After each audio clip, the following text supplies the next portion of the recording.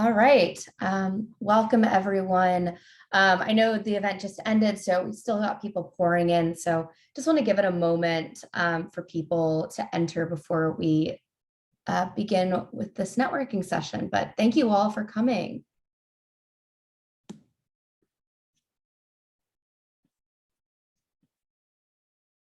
All right. I think everyone's joined now. Maybe a couple more people trickle in. So I'll get us started. But good afternoon, everyone. My name is Kayla Myers from the Learning Agency team. I'm one of the organizers of the Data Science for Everyone Coalition. And we're really excited to have you all here today for this networking session on state and federal policy with Melodie Baker from JustEquations. In the first part of the session, how we're kind of structuring this is that we're going to host a little mini Ask Me Anything with Melodie, where she'll share some remarks on policy before opening it up to questions. We're, a couple people might trickle in, but I think we're a pretty reasonably sized group.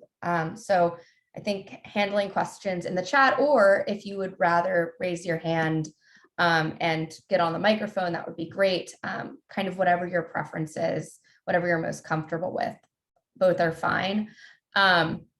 And after that mini AMA, I'm going to stop the recording. So you should have seen a little notification that this is currently being recorded for us to go into a series of 10-minute breakout sessions in small groups where you'll get the chance to connect with each other. And since we're, like I said, like a pretty reasonably sized group, I think we'll have the chance to meet with everyone and have some really productive conversations rather than having like huge breakout groups together.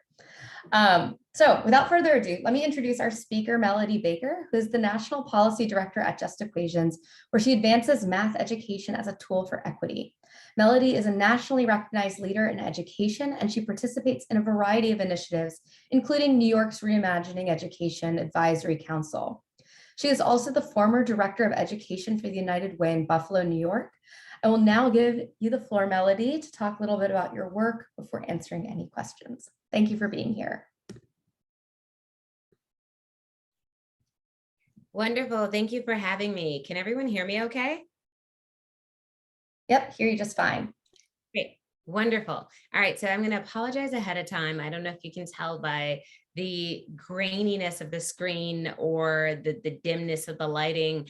I just received a weather notice saying that there is a thunderstorm and I could potentially lose power. So I am going to try to get through this as quickly and as efficiently as possible, but wanted to give you that warning ahead of time. Thank you so much, Kayla, for that introduction. And again, so my name is Melodie Baker. I'm the National Policy Director at JustEquations.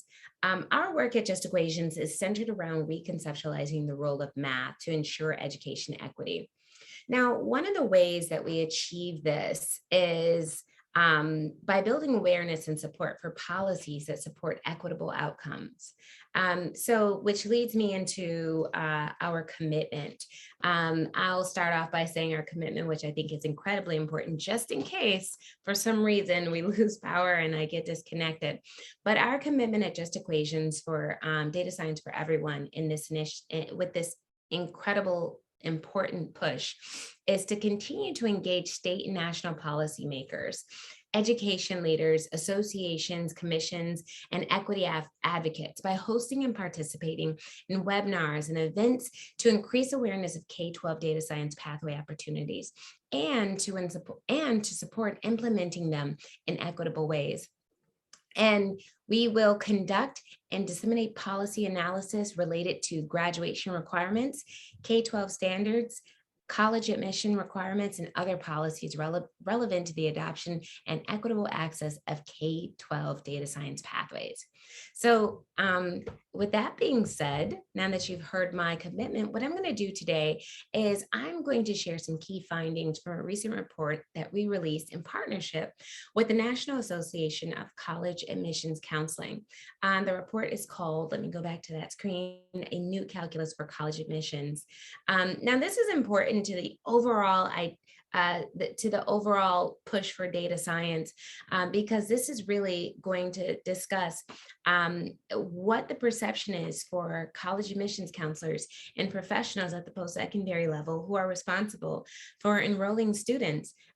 What we wanted to understand with this research is, number one, what do actual admissions policies in general and for specific majors about high school course taking, what are the perceptions associated? What are those actual policies? Number two, what are the practices utilized by admissions offices as they review students' high school transcripts, especially their math courses? Third, what are the perceptions among admissions counselors about the importance of calculus and other high school math courses, and how do they communicate their preferences to students, families, and high school counselors? And then finally, we wanted to identify the opportunities to change admissions practices to support new uses of math in many college disciplines and professional fields. So for this report, we investigated what actual admissions policies say about high school math course taking, as I mentioned. And so the survey was sent out to officers at 1,250 four-year colleges and universities. And out of the 1,250, we had 137 to respond. 58% were private nonprofits, 42% were public entities, and we also conducted in-depth interviews with admissions professionals. These included deans of admissions, directors of admissions, or admissions officers.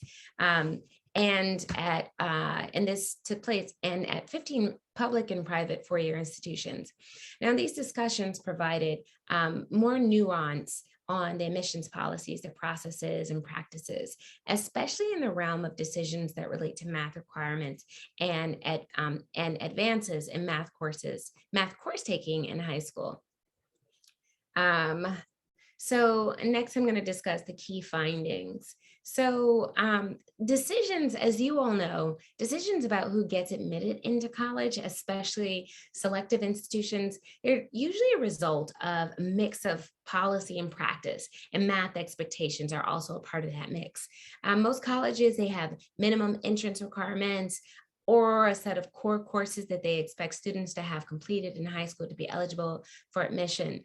About 50% or more than half of the colleges and universities that responded to this survey, they required 3 years of math for all participants, and another required 38%, and another 38%, sorry about that, required 4 years. But only 12% required applicants to have taken a minimum of just 2 years of math. So despite these responses and preferences for calculus, despite these responses, the preferences for calculus is not actually required at most institutions. As a matter of fact, fewer than 5% of the respondents at all private institutions consider calculus a blanket requirement for most or all majors. More common, about 21%, was a requirement for calculus for those who seek admission to study engineering, physical science, math, technology, or business. Yet, some colleges still advise high school students to take the course. Now, this is really important because this is that mix match. This is, a large part of our work here at JustEquations to essentially shift the narrative. You have colleges and high school admissions counselors saying one thing, but they require another. And that goes into that race to calculus and, all this hierarchy associated with what courses that students should take, which really, is very much so unaligned with what the actual policies are. Here we have what one dean of admissions at a selective private university shared during the interview in relation to calculus. They said that calculus is the gold standard that people in this business use as a shortcut. They said, we recommend that all applicants take calculus if it is available to them. We expect to see math through calculus. Students with calculus are much less likely to succeed in our curriculum. Now, we know that there are certain variables associated with, or certain things and elements associated with calculus and access to calculus and people who take calculus. So success in calculus based on who takes it is very relative. So this was interesting that one of the interviewees stated this. And so here's a little bit more. So statistics is not universally recognized as rigorous, which is interesting, particularly when it comes to more selective private institutions. Here it made the top 4 of our list of courses with the most weight in admissions. It was cited by half as many admissions professionals as AP Calculus, and ranked considerably lower than calculus, as you can see. And a majority, 61% of respondents said statistics is not as rigorous, with private colleges and universities more likely to answer that this way than public ones. So essentially, deep assumptions about pathways associated with this hierarchy, it really affects innovation and opportunity in secondary academics, especially among schools that are focused on college prep. And here's a little bit more about this issue. One admissions professional said that statistics does not meet college prep as determined by math faculty. So this feeds into the pressure that students feel to enroll into calculus, and then into that narrative that, in order to succeed in college, you need to have calculus. This pressure is felt beyond the gates of elite colleges whose preferences actually help push this narrative. Here's another quote from another admissions professional that we surveyed, or that we talked to. They said that we don't get fixated on calculus. We want to see 4 years of progressive math. We'd rather see them take math and struggle than stop taking it, though we don't want to see a failing grade. They said that they can demonstrate the preparation for college without calculus, although taking it certainly adds weight to their argument. We tell students to challenge themselves and to take advantage of the rigor available, but take something that is interesting to you. So just think about being in college and hearing this, saying, don't get fixated on calculus, but we want to see 4 years of progressive math. We want to see rigorous associated with the college transcripts. All of these statements are very confusing to students. It sounds like you're saying one thing, but your policy is essentially saying another. Here's another statement that someone mentioned. One of our respondents during the interview process mentioned.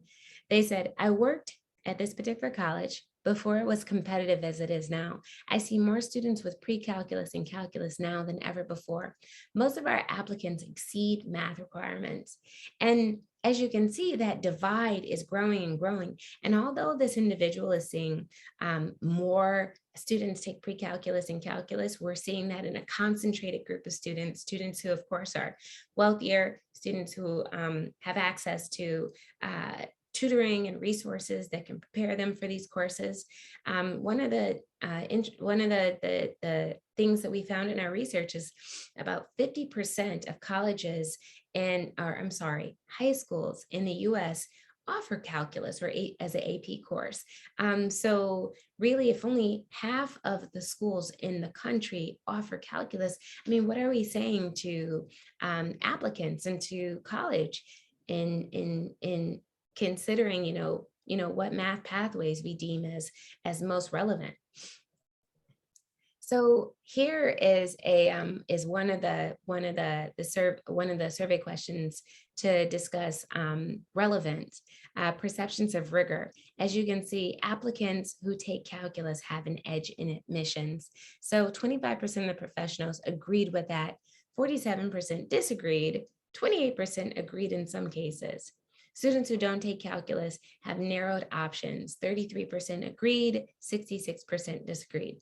Now, this is all, again, very interesting for dialogue, for the simple fact that it's mixed messages. It's they're saying one thing, but their perceptions is believing something else.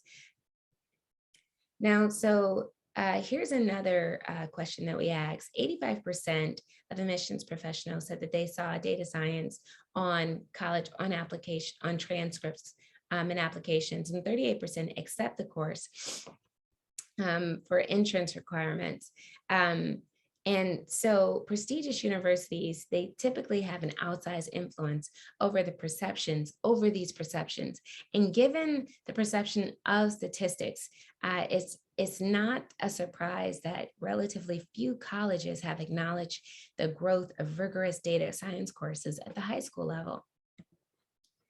So here's what another professional stated. They said, in moving away from test scores, calculus will be the next frontier for battles of access and equity in higher education. This, of course, is a huge concern for us policy level. And what this is basically really about, it's about switching from requiring students to submit an SAT score or an ACT score and having, optional options or opportunities for students. So a major concern that I've heard in many circles at the policy level is that that the calculus will essentially be the new SAT or the new ACT standard or threshold for or measure for rigor, which again distracts from really viable math pathways such as data science and statistics. So the University of California has long accepted statistics as a general course, while many colleges historically insisted on college algebra or similar courses. So since universities in California have always been considered, a forerunner or ahead of most higher education institutions in updating their admissions requirements, we decided to use this as an example of the way colleges, faculty, state, and system leaders and college admissions officers, along with high school math instructors and counselors, can contribute to such changes.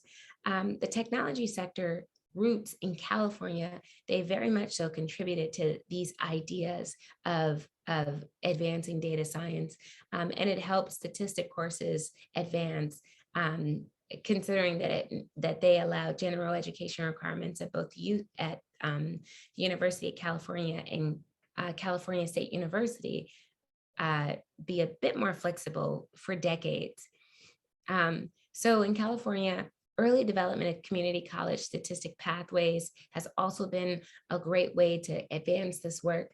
And then in 2014, UCLA, they piloted a high school data science course, which has also been a great way to introduce students to data science and really whet their appetite for 21st century math that, is very relevant to their everyday, to what they do every day, whether it's on social media or whether it's logging their calories or their diet because they're trying to reach certain goals. But the UCLA's 2014 data science pilot has really been a way to introduce this course at the high school level. Also, UC's expansion, their 2020 expansion of courses meeting math requirements for admissions has also advanced this work, which is really, really important, especially for other states to see, because we have states that say, we're interested in this, we know the value of it, but, how do we advance this work? And the UC system, they did a great job of elevating it by allowing students in their 11th and 12th grade year to take quantitative reasoning courses to satisfy their math requirement. So there are a few complicating factors. Number one, we need to disentangle policy, practice, and perceptions in a real sense. We need to make sure that what we are thinking, what we are saying is directly aligned with actual policy, and policy that is relevant and aligns with students' interests and the needs of a 21st and 22nd century. Public universities' admissions regimes need to be rooted in state context. the state context is a huge driver of what actually gets pushed forward. And then finally, the significant influence of elite private institutions and universities over perceptions of rigor and quality in the admissions market. We're very careful to use the word rigor because rigor is typically associated with the traditional algebra to calculus pathway. Although we understand and realize that data science and statistics, these courses that are so important for students and for really advancing in a technological world, a data-rich world, that they are very rigorous. However, because of perceptions that we have and expectations of math, we get caught up in these ideas of what math should be or high-level math should be. And then finally, we have some possible areas for change. Number one, reducing whether it's real or perceived emphasis on the calculus pathway in admissions decisions. It is so important for students to understand what is weighted and what is actually valued. Like I mentioned earlier in the report, a lot of students believe that calculus is required, especially for selective institutions or selective or competitive math programs or competitive STEM programs, whereas very, very few colleges actually require that. And as long as calculus is continued to be looked at as, as be placed in a hierarchy, students will pursue calculus, not because they're interested in calculus, but because they believe it's going to give them an edge in their missions, or because it's what colleges are looking for. So we really need to do a better job of shifting this narrative associated with how calculus is valued and how it is weighted, and also so that it does not devalue or detract from other more modern pathways like data science. Number two, revising Algebra 2 requirements so that Algebra 2 requirements allow statistics or data science and others to count for admissions. So, I mean, this is something that is a typical question for many states. How should Algebra 2, how should it look? Especially considering, integrating other courses or, what the equivalent should be. That is an opportunity, an area for change to introduce more data science. And then finally, as I mentioned earlier, really recognizing the value and rigor of new math pathways and new math options. That is going to be essential to really prioritizing us moving into a more modern pathway for the 21st century and 22nd century learning. This is not just about equity, and I typically emphasize that because there's an argument associated with data science. A lot of people believe that it is the equitable pathway, which is sometimes unfortunately associated with like the woke pathway. And I say that very carefully, but it is actually a very rigorous pathway, and it's not just equitable. It is something that is very important for us to advance as a society. So that is my quick presentation. I'd love to open up the floor for any questions that you all have. Here is a bit.ly link to the report, and you can read more in depth about what we found. But in essence, we really need to make sure that we are counting what counts. We're prioritizing what needs to be prioritized, putting students first, and having a student-centered approach towards post-secondary education in considering math. So that's my question. I mean, that's my presentation. Please feel free to click on the report to read more about it, and I will open up the floor for questions.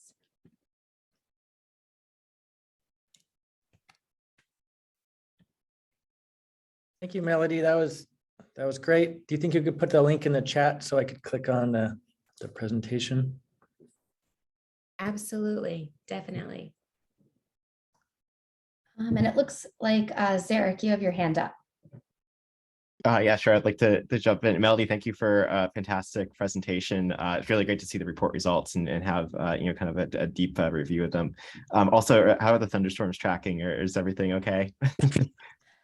I think you can see in my camera, it has gotten quite dark here. So Oh dear. I hope you're okay, Melody. Too. Okay, well, everyone. Yeah, Go ahead. it's getting darker here too. And I'm in upstate New York. I guess this must be like did everybody freeze?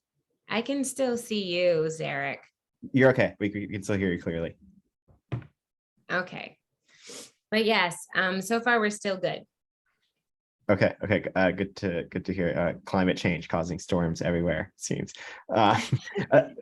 Question, maybe like, I don't know if you heard this like through the grapevine as you were doing the research, or if this came through in any of the results, but did you all get a sense of any like related admissions norms in other disciplines like science or like social studies? Like I'm imagining, in a ridiculous scenario that admissions counselors only care about AP physics, but then, chemistry and biology are completely useless fields that no one would need to know from a college admissions perspective. So you're just curious if there's like similar norms that you saw come across in other disciplines when doing this review.